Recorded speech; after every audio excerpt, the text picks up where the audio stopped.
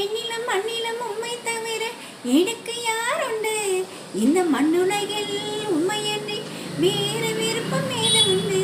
நீர்தானே என் வாஞ்சையெல்லாம், உம்மைத்தானே பற்றி கொண்டேன்.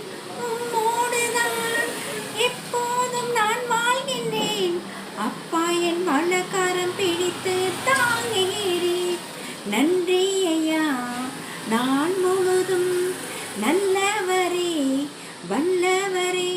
உம் சித்தம் போல் என்னை நீ நடத்துகிறீர். முடிவினிலே என்னை மகிமையில் ஏற்றுக்கொள்வீர். என் உள்ளத்தின் பலனே நீ தானையா, எனக்குரிய